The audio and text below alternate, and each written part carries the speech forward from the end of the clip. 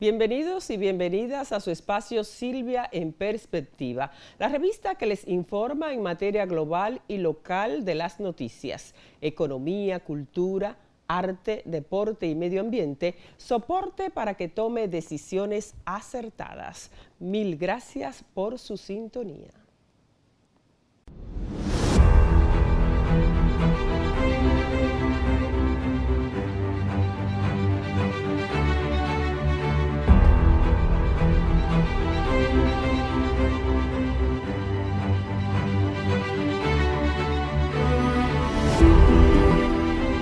Crisis de las pensiones en Chile, el negocio de las AFPs. Las administradoras de fondos de pensiones en Chile, AFP por sus siglas, son negocios muy lucrativos en este país.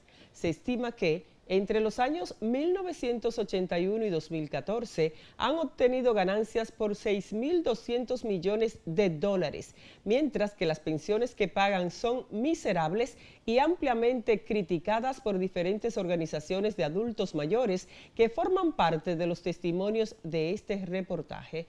Más de la mitad de los pensionistas chilenos recibe solo 243 euros mensuales. Bajo estas condiciones, no es extraño ver a personas de más de 70 años en el sector activo.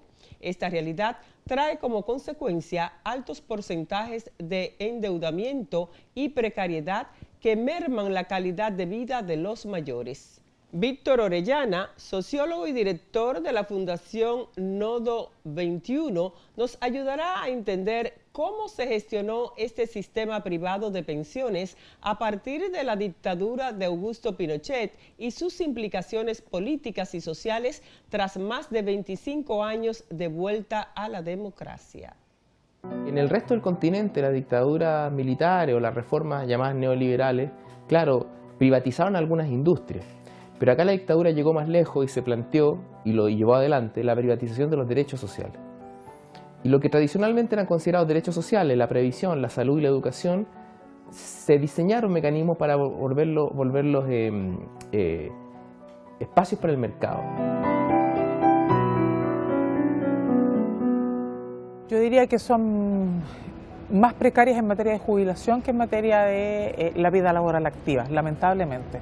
Y yo creo que eso es el mayor pecado del modelo, y por eso nosotros decimos, mira, su fracaso no es solo dar bajas pensiones, su fracaso es que además la curva descendiente respecto de las condiciones en las que se iba desarrollando el trabajador es abrumadora, es horrible. Esto no solo fracasó en lo técnico, sino que fracasó en lo social. Como política social está absolutamente fracasada. Y partimos del año 73 con la implementación de un modelo muy extremo neoliberal.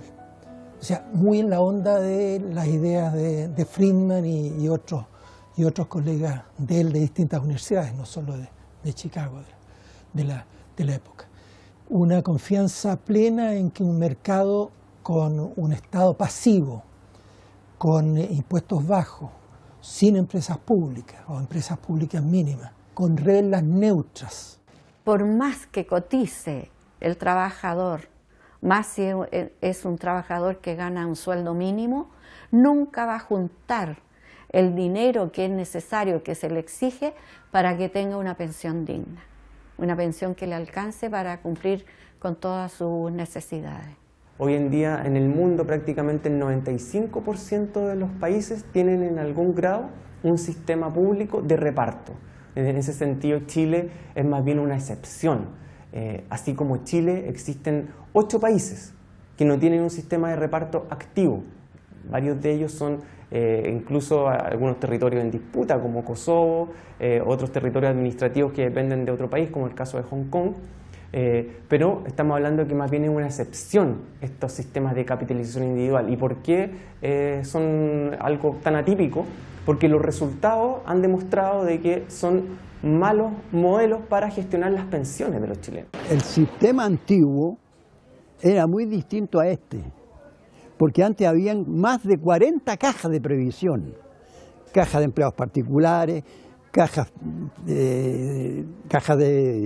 por decir, de los clubes hípicos, cajas de todas partes, había una caja de previsión. O sea que no era una sola, no sé, cada gremio tenía los bancos El sistema bancario tenía sus previsiones. Y así. En cambio, este sistema lo terminó con la dictadura.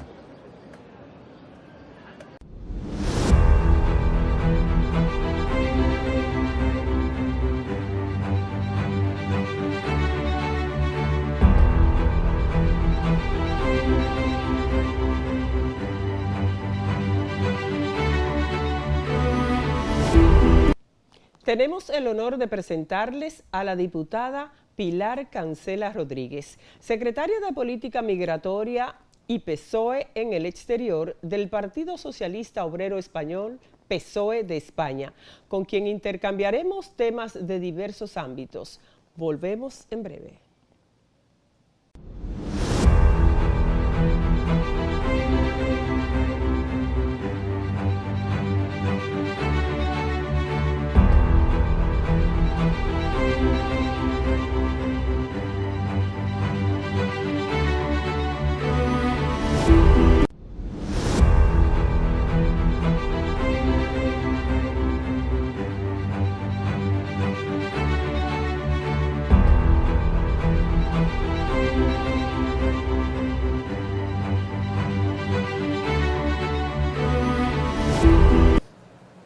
Muy buenas tardes, amigos y amigas. Tal y como les habíamos anunciado y prometido, nos encontramos en esta conversación que ya vamos a iniciar con la honorable diputada Pilar Cancela Rodríguez. Ella es la presidenta de la Comisión de Igualdad de la Cámara de Diputados de España, y tenemos el gran honor de tenerla en Silvia en Perspectiva para conversar con ella de diversos temas, de la agenda que la ha traído a la República Dominicana, así como también vamos a conversar de los avances en materia de género que tiene su país, y podríamos decir que también parte de Europa, del pacto contra la violencia, que ella es la promotora de ese pacto de Estado. De eso también versará la conversación con nuestra invitada en esta tarde. Saludos, Pilar. Muy buenas tardes. Bienvenida a República Dominicana, bienvenida a Silvia en Perspectiva. Pues muchísimas gracias, es un honor poder compartir un ratito de charla y sobre todo para hablar de temas tan importantes como la igualdad, para hablar de República Dominicana, un país hermano con el que tenemos tantísimos lazos de afecto, de historia compartida y sobre todo de perspectivas de futuro, y ya que somos mujeres las dos, de lucha a favor de la igualdad de todas las mujeres. Así es. Pilar, ¿qué te ha traído por la República Dominicana? ¿En qué agenda andas? Que te vemos, bueno, con una agenda muy apretada. Sí. Cuéntanos. Pues ya estuve en República Dominicana en 2 ocasiones, pero por razones distintas, para disfrutar con mi familia de turismo, de este país maravilloso. Y la verdad es que tenemos un recuerdo precioso, y mis hijos ya me dicen cuándo volvemos. Pero en esta ocasión, pues esta ocasión es trabajo. Además, yo en el Partido Socialista Obrero Español soy la responsable del partido en el exterior y de políticas migratorias. Y entonces pues estoy haciendo una visita por los países de Sudamérica, América Central, pues sobre todo para hablar con los compañeros del Partido Socialista Obrero Español que están en el exterior y poder compartir con ellos pues también las preocupaciones, los problemas, las situaciones que existen en los países, y establecer una agenda de contactos para poder, bueno, yo creo que es compartir una perspectiva que no es otra que el socialismo, pero el socialismo bien entendido. Bien entendido. Y creo que nos no como piensan algunos. Efectivamente, creo que nos entendemos perfectamente, y sobre todo porque para España todo lo que significa Sudamérica es como si fuéramos nosotros mismos. Entonces tienes que estar por muchos países de toda la región, del mundo diríamos, porque si eres la encargada del PSOE, ¿verdad? Sí. En el exterior, eso implica que tienes que estarte moviendo por diferentes lugares. De aquí vas a México, me decías. Sí, vamos a México. Estuve hace poco en Argentina y en Uruguay, y luego pues en un siguiente viaje iremos a Cuba, iremos a Perú. Creo que también normalmente estamos visitando aquellos países donde tenemos una organización más o menos estable, ¿no? Porque tenemos allí compañeros y compañeras trabajando. y luego en Europa, que también tenemos una presencia muy importante. Pero claro, eso todo hay que compaginarlo con la agenda que tenemos de trabajo en el Congreso, que usted sabe muy bien también en qué estamos trabajando ahora. Entonces hay que buscar unos huecos que nos permitan compaginar una cosa con la otra. Correcto. En esas lides, entonces, te deseamos muchos éxitos. Sabemos que eres una mujer de dar la batalla y que, pues, de estos trabajos que haces en el exterior, pues, saldrá fortalecido tu partido, que es el PSOE, con quien, como has dicho, la República Dominicana tiene grandes lazos de amistad. Mi partido, el Partido Revolucionario Dominicano, con su líder ido a destiempo, el doctor José Francisco Peña Gómez, pues fue un gran aliado y amigo del partido, y pertenecemos ambos a la Internacional Socialista. O sea que solo nos queda desearte en eso muchos éxitos. Diputada Pilar, vamos a hablar ahora del tema de mujer. Presides la Comisión de Igualdad en la Cámara de Diputados de España. Cuéntanos cómo marcha este proceso, esa conquista en la que estamos todas las mujeres que hacemos política abocadas a trabajar y a defender esos derechos. Pues paradójicamente, cuando pensábamos que muchos de los derechos y de las libertades que habíamos conseguido durante tantos años de lucha de las mujeres, del feminismo, y pensábamos que ya estaba. Que ya estaba. ¿Lo logramos? Bueno. Que ahora lo que había que hacer era, en base a esa conquista, seguir avanzando. Bueno, pues resulta que nos encontramos en una situación a nivel mundial donde nos damos cuenta que tenemos que estar defendiendo con uñas y dientes todo aquello que habíamos conquistado. Día tras día. Efectivamente. Y sobre todo porque a veces las crisis económicas sirven de pretexto para retroceder en las conquistas. Entonces las mujeres tenemos que estar siempre alerta, ¿no? Porque los recursos a nosotras se nos minimizan más que a todos. Pero eso por supuesto.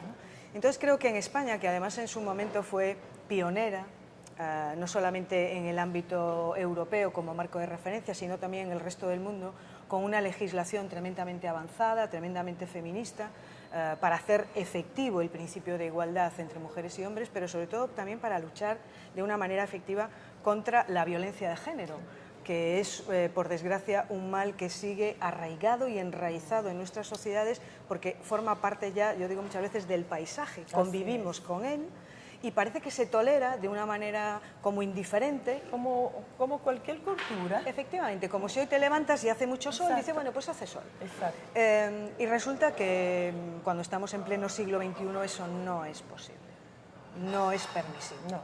Y creo que además quienes tenemos responsabilidad política, y además lo tenemos desde el socialismo, que uno de sus pilares fundamentales y de sus bases fundamentales es precisamente el principio de igualdad, entendido en sentido amplio, creo que realmente la bandera hacia adelante en este tema la llevan los partidos socialistas. Por supuesto, es que siempre ha sido así. Y además luchando siempre a pesar de, y muchas veces en contra de, que por supuesto después se favorecen de esta lucha y esta conquista, pero es que nosotros lo hacemos para todos y para todas, no lo hacemos solamente para nosotros. Claro, esa es la diferencia, esa es la diferencia de la perspectiva. Y nos encontramos en un momento donde sí hemos conseguido una igualdad en España de carácter formal, porque hay un marco legislativo muy potente en ese sentido, pero sí que es verdad que se ha quedado en la mera formalidad. Exacto. Aún con el marco legislativo hay resistencia a cumplirlo. Hay resistencia porque yo siempre entiendo una cuestión que se puede constatar. Normalmente es la sociedad, con sus avances, con sus cambios, con las múltiples adaptaciones a los nuevos tiempos, quien le demanda al legislador, a la clase política, que hay que ir en un determinado sentido para hacer las leyes necesarias para adaptar esa realidad social, protegerla, ampliarla, hacerla posible en lo que se refiere a derechos y libertades. Pero que en el caso concreto de la igualdad de las mujeres es al contrario, porque hay una resistencia social, cultural, educativa, que está muy arraigada y que es necesario que desde la voluntad política se rompa y marques el camino. Y eso es lo que ha ocurrido. Y eso es precisamente lo que estamos haciendo de nuevo. Porque el aspecto educación. Eso es fundamental. ¿Verdad que sí? Porque puede hacer que, como dices tú, está muy arraigado y que venga desde el crecimiento del ser humano consigo, entonces se hace más difícil. Es muy difícil, sobre todo porque debe formar parte del propio sistema educativo, formar parte de una sociedad justa, de una sociedad igualitaria. Con igualdad, con efectivamente, equidad. son valores que deben ser aprendidos desde la tierna infancia. Yo incluso diría desde la etapa más inicial de cualquier formación educativa. Y paradójicamente estamos percibiendo que en estas nuevas generaciones de gente joven hay un retroceso muy importante en cuanto a igualdad entre mujeres y hombres, porque adopta otras modalidades, otras formas. Las nuevas tecnologías son una herramienta, pero claro, sigue siendo machismo y sigue siendo la negación de la igualdad entre mujeres y hombres, que debería ser ya algo que deberíamos tener asumido, ¿no? En nuestro día. Completamente. Por lo tanto, y con esos avances tecnológicos y el uso de las redes sociales, vemos también cómo se manifiesta en ello. El control a través de las redes sociales. Además, paradójicamente, cuando en el ámbito educativo falta esa formación e inculcar esos valores, la gente joven busca otro tipo de escapismos y otro tipo de información, otras vías de información, por ejemplo en educación sexual, que además es una parte fundamental también, ¿no? de la igualdad, y recurre a otras vías que en las redes sociales está al acceso en el día a día y precisamente no es ese el mejor ámbito en que formarse y educarse. Entonces creo que tenemos que responder a esos retos, pero evidentemente el campo de actuación fundamental es en las casas, cada quien en su hogar tiene la obligación también de inculcar esos valores, pero el ámbito educativo es la herramienta definitiva para hacer ese cambio de una vez por todas y sobre todo que quede arraigado en las generaciones del futuro, ¿no? Porque a veces cuando pierdes, durante unos años, cuando pierdes esa capacidad de incidir, esa acción a través de la educación, pierdes generaciones que han perdido esa perspectiva de género, de igualdad y esos valores. Y eso es lo que no nos podemos permitir. Ojalá que nuestros países, nuestros partidos políticos, que desde ahí se pueden encauzar, porque siempre hemos dicho que son los partidos políticos los que pueden lograr las grandes transformaciones realmente en nuestras sociedades, pues esa parte educativa, desde la parte inicial del ser humano, sea 1A, o sea, que se tenga como un nivel, un criterio sobre eso, de que hay que implementarlo inmediatamente. El niño o la niña pues va a recibir sus primeros legados educativos.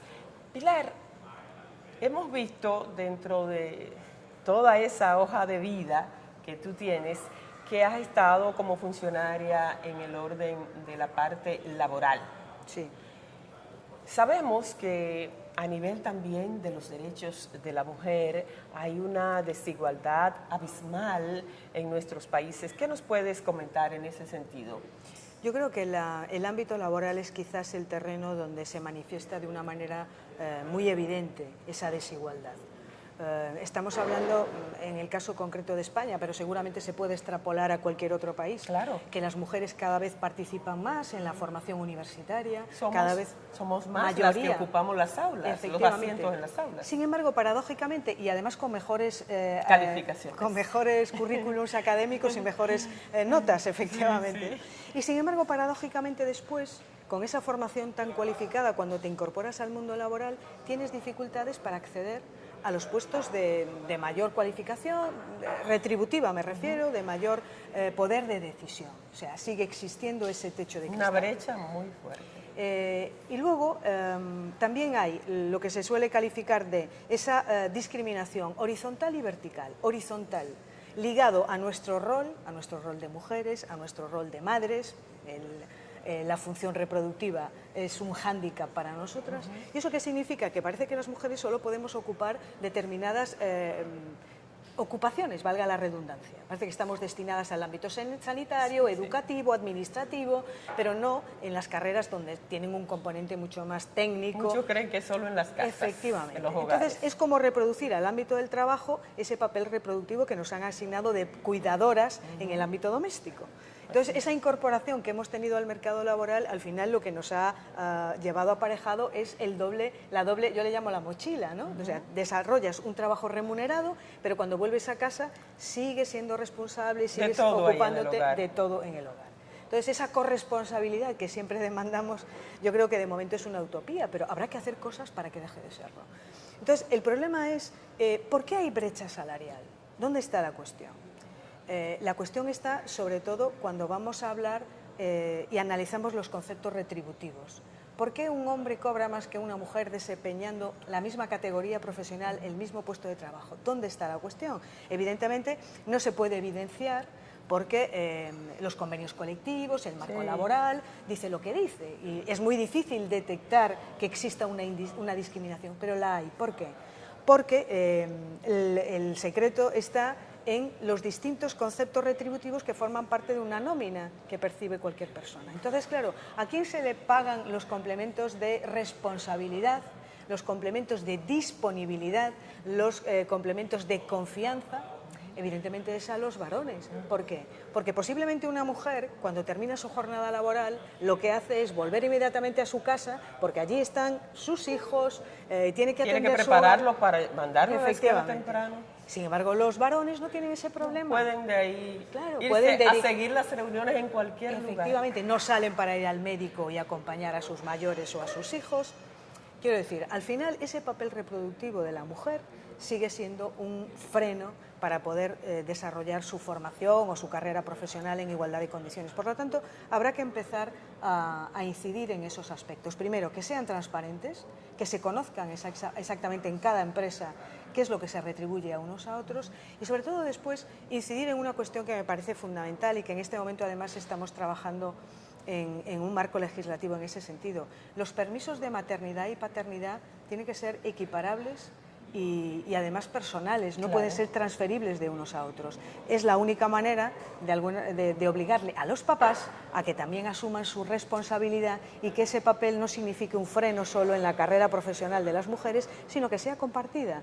Y seguramente podremos cambiar muchas cosas de aquí en adelante cuando se asuma por las dos partes que el tener hijos es una cuestión de dos, no solamente de una. Así es, así es. Pilar, hemos visto casos donde, por ejemplo, renuncia un hombre a X posición. Luego la empresa contrata a una mujer, pero el sueldo que ganaba ese hombre o lo dividen en dos o sencillamente deciden reducirlo para que la mujer entonces va a hacer igual trabajo o mayor trabajo, pero su remuneración es totalmente diferente a la que ese hombre tenía en esa posición. Bueno, eso parte del mismo problema generalizado, ¿no? O sea, el concebir que una mujer, el trabajo que realiza una mujer tiene menor valor que el trabajo que realiza un hombre. Entonces, claro, estamos partiendo de unas premisas, primero, que me parece que son, desde un punto de vista, deberían ser ilegales, absolutamente imperseguibles, pero que es cierto que para eso hay que tener unas legislaciones que nos permitan actuar de una manera incisiva, ¿no? Y eso es el gran reto que tenemos en este caso los partidos políticos, que es nuestra responsabilidad. Cierto. Establecer el marco legislativo necesario, que nunca es suficiente solo con el marco legislativo, pero si no lo con tienes, la voluntad de poder pero si no lo tienes, marco, no tienes las herramientas para desarrollarlo. Así. Pero claro, eso depende también de la opción política y del compromiso político de cada quien. Cierto. Pilar, con tu permiso, vamos a hacer una breve pausa y retornamos de una vez.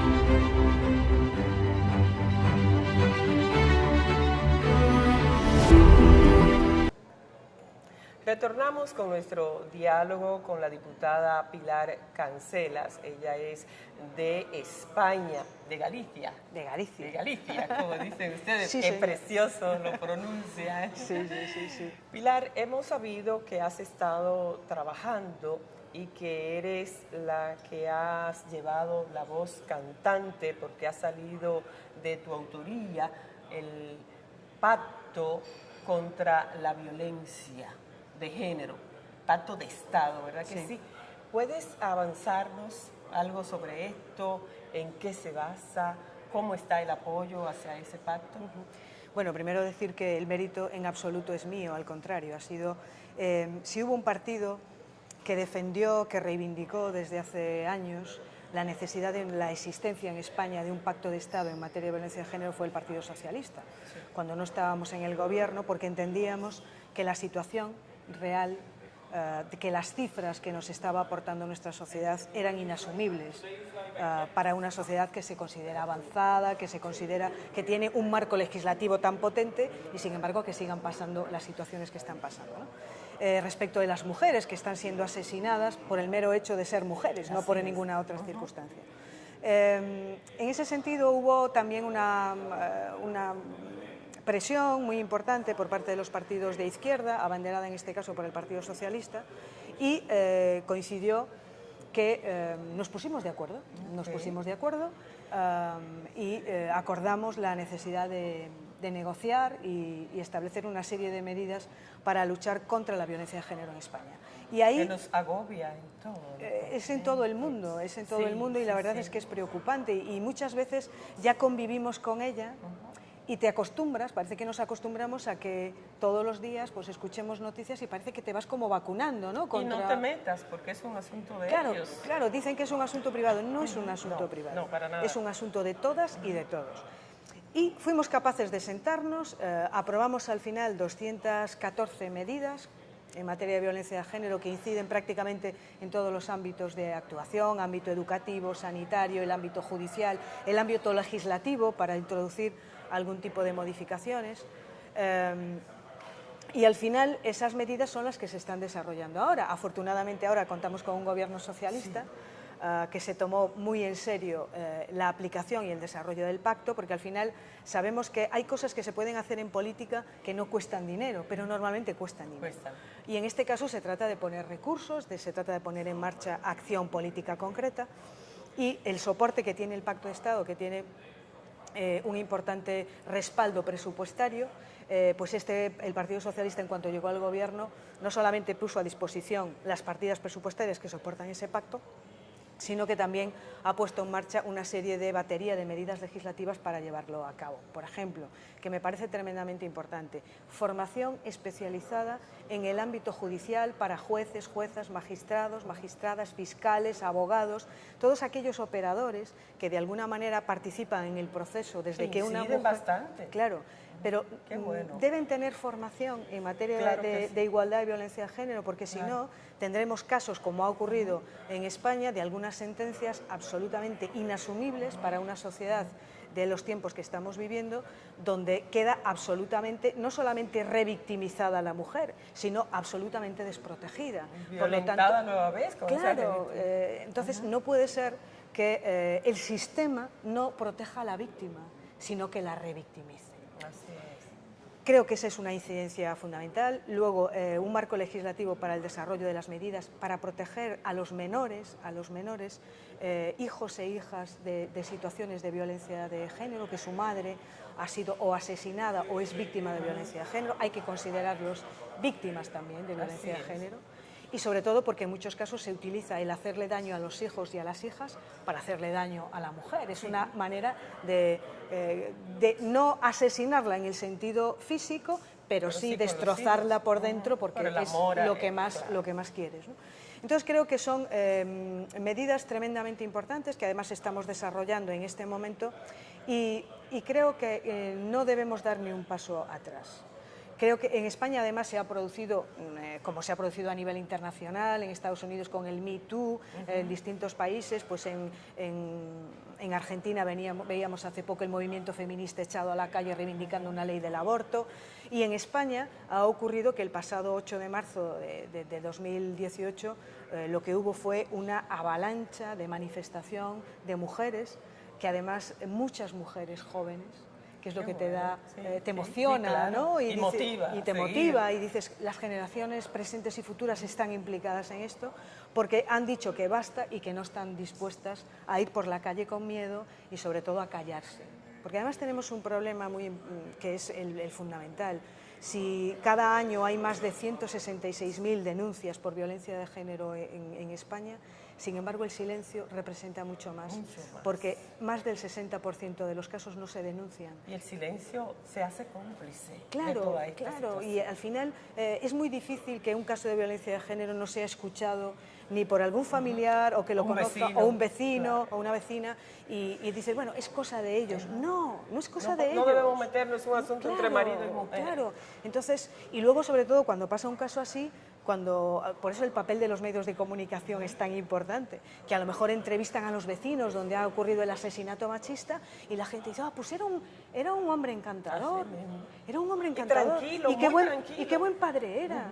Y entonces parece como que se intenta justificar y sin embargo a la víctima se le rebusca en cuáles eran sus gustos, en cómo iba vestida, a qué hora de la noche salía, cuáles eran sus hábitos. Oiga, perdone un momento, yo puedo entrar y salir de mi casa a la hora que quiera, yo puedo ir vestida como me dé la gana, pero usted no tiene el derecho a tomar mi cuerpo, obligarme a hacer algo porque simplemente soy una mujer y usted se cree que lo puede coger como si fuera un objeto. Sí, porque se cree el dueño de como que es una copa, esta copa. Eso es, y que la un objeto. Se puede efectivamente. tomar y tirar cuando quiera la persona. Entonces, esa es la cuestión. Y luego creo que tenemos un reto importante y es, en línea de lo que ha establecido el Convenio de Estambul, violencia machista, violencia contra las mujeres, son muchas más cosas. Es el abuso sexual, es el acoso, son las violaciones, son las mutilaciones, los matrimonios forzosos, la prostitución, la trata. Quiero decir que si nos ponemos a analizar todo eso, en el mundo en general, el papel de la mujer cuando somos más del 50% de la sociedad, ¿dónde está? Violentado. Efectivamente. Y fíjate, Pilar, que aquí se han estado dando muchos casos de feminicidio, con la particularidad de que en varios de ellos el agresor, el homicida, pues también asesina a los niños, como lo que tú decías. Y cuando no lo hace, pues entonces se suicida en un acto, obviamente, ¿Sabes qué digo yo? ¿Qué digo yo en esos casos? Que podía cambiar el orden. Podía cambiar el orden. Primero podía suicidarse y luego ya no teníamos la segunda parte. Exactamente. Que es muy fuerte decirlo, que pero no es lo que uno desearía realmente, pero ya cuando llega a la parte que... Y decía alguien que entrevistaron en una cárcel, que una periodista de investigación acá, un programa de investigación, ella fue hacia esa cárcel y entrevistaba a uno de tantos de los que hay ahí por haber cometido feminicidio. Decía, yo no maté a una persona, yo maté 3. Lo reconocía. Yo maté 3 porque no solo la maté a ella, maté a mis 2 hijos porque ya ellos no tendrán vida. O sea, él reconoció ahí. Lástima que fue después de cometer el hecho, que pensó en eso, que no solamente matando a su compañera, sino que pero también... ya no tiene remedio. Ya no tiene remedio. Así es.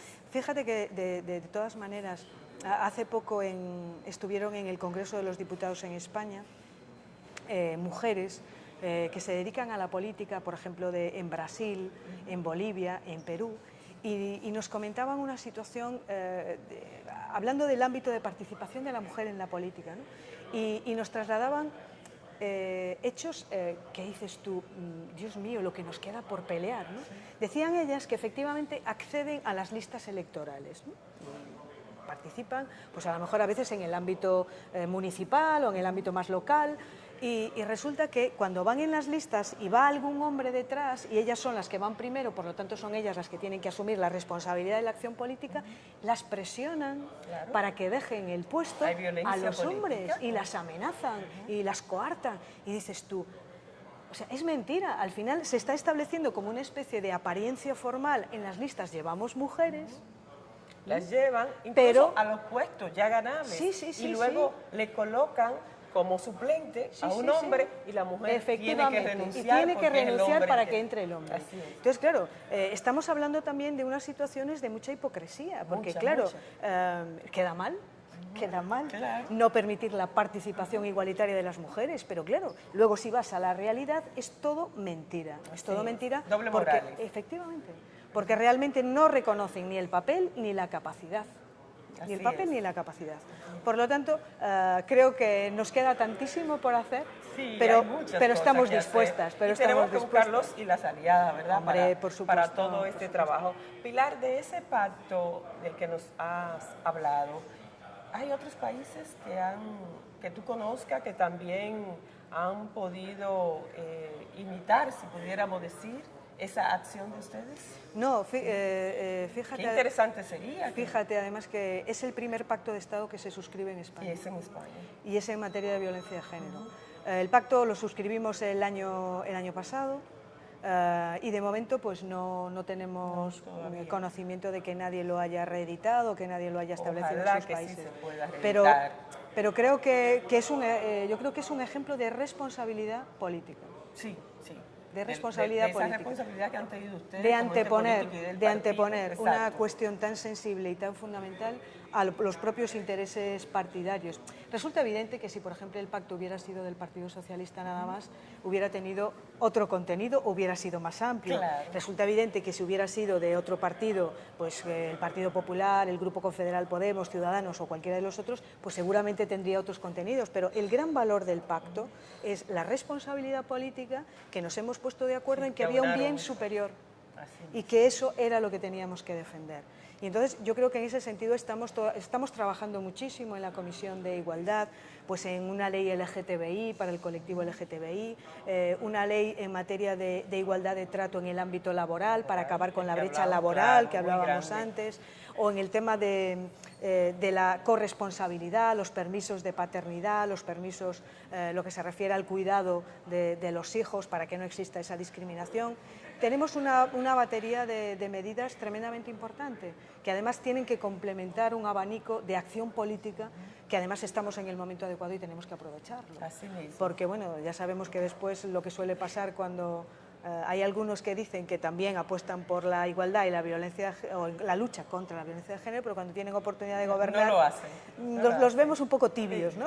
Pura campaña. Vemos un poco tibios. Sí.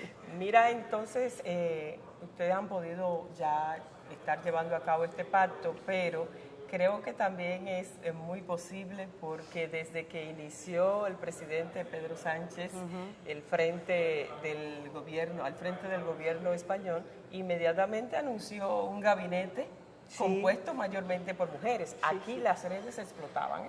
Con nosotras las mujeres que le dimos seguimiento, las redes de verdad que sí, porque para nosotras es de mucho significado y de avance, porque también podemos tomar esa bandera para exhibirla y exigirle inclusive a nuestros partidos políticos de llegar a nuestros gobernantes que tomen en cuenta, que tomen el ejemplo del presidente Pedro Sánchez, que vamos a aprovechar este momento para enviarle un cordial saludo a nuestro presidente, con quien tuvimos la oportunidad de conversar allá en el Palacio de la Moncloa, y luego pues a los 2 o 3 días estuvo aquí también compartiendo en el país. Pero fíjate que aparte de que el presidente se lo cree, es feminista y se lo cree, que eso es una gran ventaja, como ocurrió también con el presidente José Luis Rodríguez Zapatero, pero que eso además lo demuestras y lo demuestras con hechos, ¿no? Porque tú puedes decirlo, pero fíjate que él lo que quiso demostrar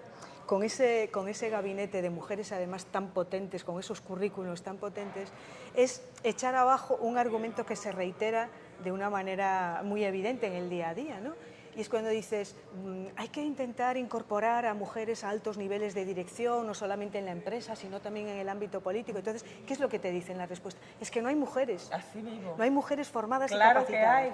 Tomaba yo esa frase tuya. Claro que hay. Simplemente hay que mirar. Claro que hay. Hay que abrir los ojos y mirar, porque la sociedad está llena de mujeres con una alta cualificación y capacitación. Entonces creo que el mensaje ha sido muy potente. Primero, yo creo en esto y quiero incorporar a ese más del 50% de la población a la dirección política de mi país.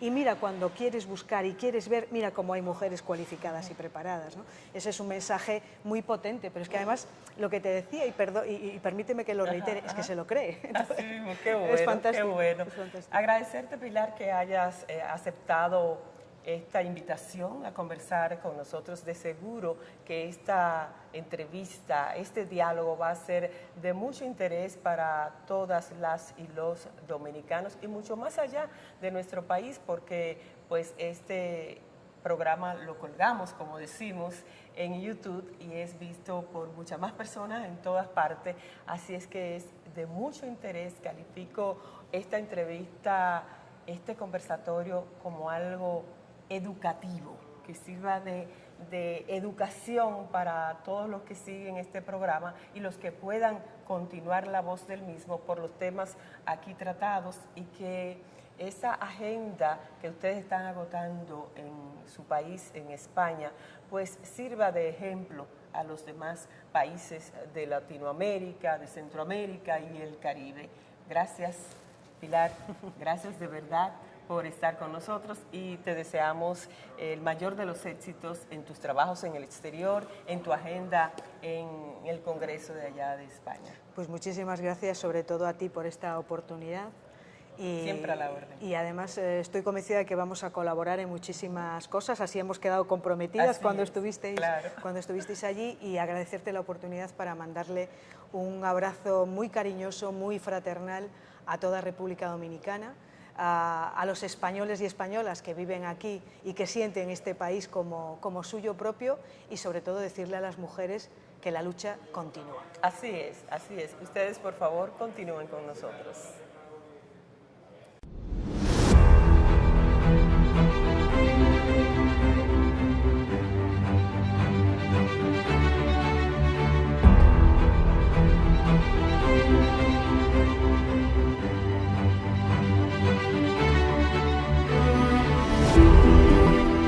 El cambio climático, probablemente el mayor desafío existencial de la humanidad, exige una acción urgente a nivel mundial.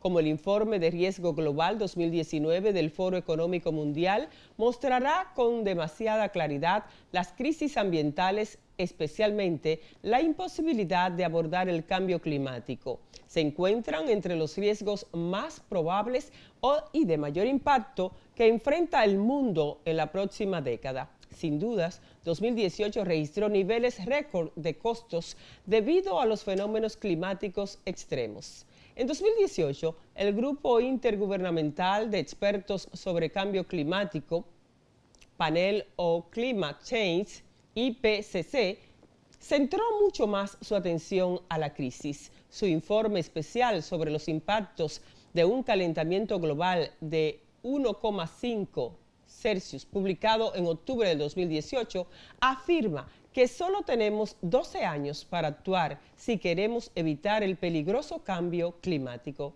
La ciencia nunca ha sido tan clara en su preocupación por los riesgos del cambio climático y la presión a la que se someten nuestros océanos y otros ecosistemas vitales, incluidos los bosques tropicales y las fuentes de agua dulce.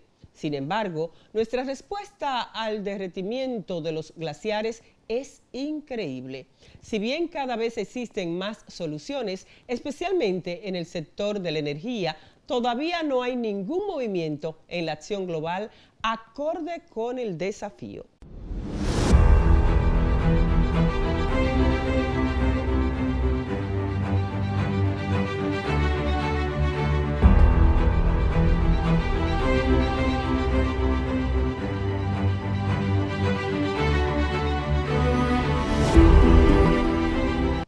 La globalización 4.0 nos ayudará a enfrentar el cambio climático. Aquí le mostramos cómo. Bueno, precisamente lo más que se discute es que la economía mundial se está poniendo un poco más lenta, pero esto no es todo, porque en concreto el presidente del Foro Económico ha declarado que el mundo se encuentra en una encrucijada. Pues aquí cabe decir que hay ciertos problemas que se están destacando al respecto, por ejemplo, la reapresión del populismo y nacionalismo, también ataques cibernéticos, crisis en instituciones internacionales y cambio climático. Pues en este contexto dicen que se está tratando de una cuarta ola de globalización que debe fijarse en la persona en sí y debe ser pues inclusiva y sostenible. Aquí pues a los participantes de este foro les habían preguntado cuáles les parecen los mayores riesgos para este año, y esto fue lo que destacaron, que se trata de guerras económicas, ruptura de acuerdos comerciales y pues conflictos internacionales nacionales. Estas tres cuestiones son las que precisamente están complicando la situación financiera. Pero es más, porque aquí no está otro problema que es muy grave, es la desigualdad económica, y pues la habían destacado desde la organización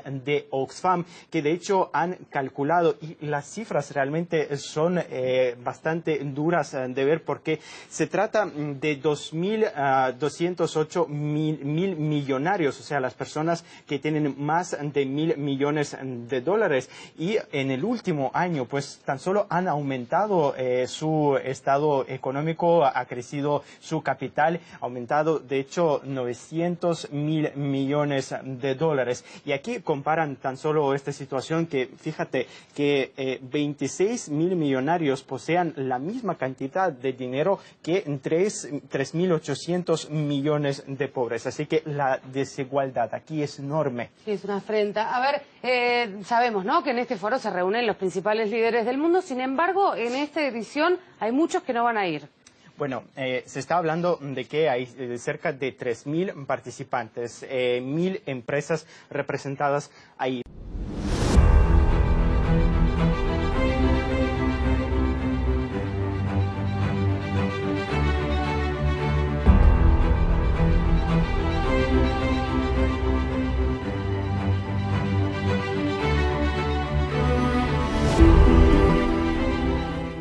¿Qué pasó con el Tesla que Elon Musk lanzó al espacio?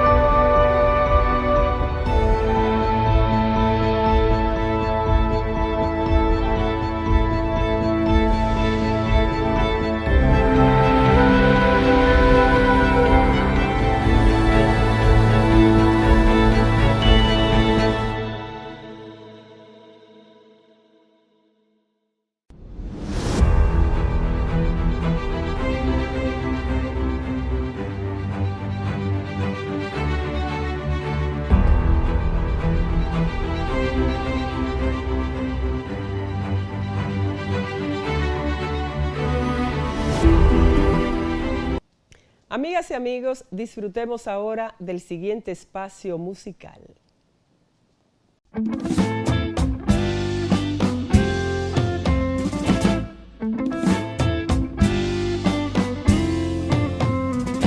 Tengo una muñeca vestida de azul y un muñequito de rosado. Tengo una muñeca vestida de azul y un muñequito de rosado. Mi padre pelea, mi abuela lo ve. ¿Quién ha visto un niño de rosado? Mi padre pelea, mi abuela lo ve. ¿Quién ha visto un niño de rosado? Tengo una muñeca vestida de azul y un muñequito de rosado. Tengo una muñeca vestida de azul y un muñequito de rosado. Mi padre pelea, mi abuela lo ve. ¿Quién ha visto un niño de rosado? Mi padre pelea, mi abuela lo ve. ¿Quién ha visto un niño de rosado? Y yo me río porque me parece una burrada. Y yo no entiendo por qué inventaron esa jugada. Y yo me río porque me parece una burrada. Y yo no entiendo por qué inventaron esa burrada. Si cocinas, si barres, si arregla el mantel. No será coronel. Si planchas, si sientes, si te gusta coser. No será coronel. Si llora en el cine, si es sensible, lo sé. No será coronel. Si barre, si friega y no le gusta ir al play. No será coronel.